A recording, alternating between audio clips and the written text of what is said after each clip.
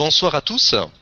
Nous voilà réunis dans ce hangout numéro 4 de la communauté e-learn au carré. Nous sommes actuellement aux 2 tiers du MOOC. On a fait 6 modules et il nous en reste 3.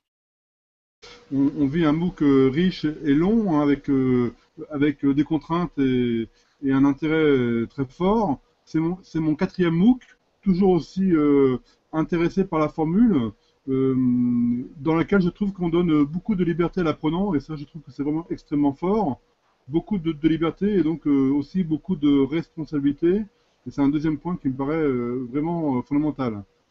La différence avec les autres MOOC, c'est qu'effectivement, ils s'inscrivent dans la durée et que du coup, chacun d'entre nous est pris dans des contraintes peut-être diverses et variées.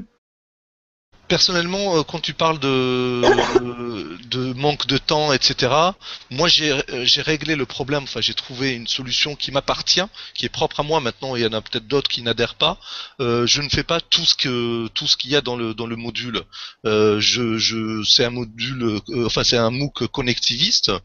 Ça veut dire que finalement, on crée notre propre environnement d'apprentissage. On choisit les points sur lesquels on a envie de progresser, les autres on les parcourt peut-être rapidement. Je trouve mon équilibre dans cette façon d'apprendre.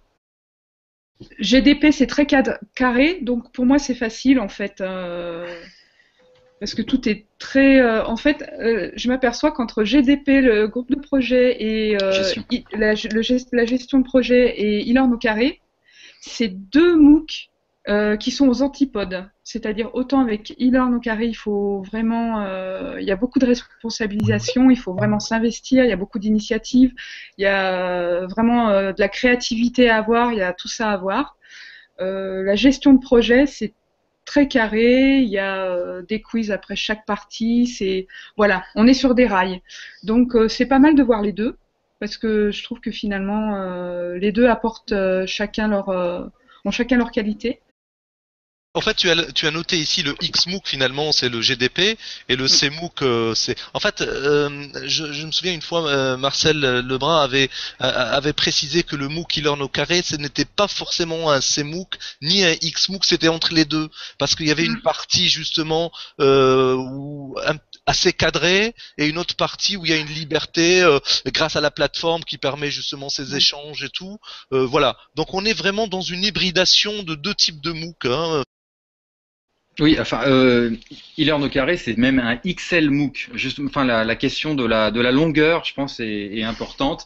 Claire, je crois, tu as parlé de vacances, enfin, que tu aurais aimé avoir un temps de repos, je crois, au milieu, mais comment dire, c'est une bonne idée, je pense. Personnellement, moi, je me suis pas mal investi sur pas mal de sujets, et forcément, je me suis un peu épuisé.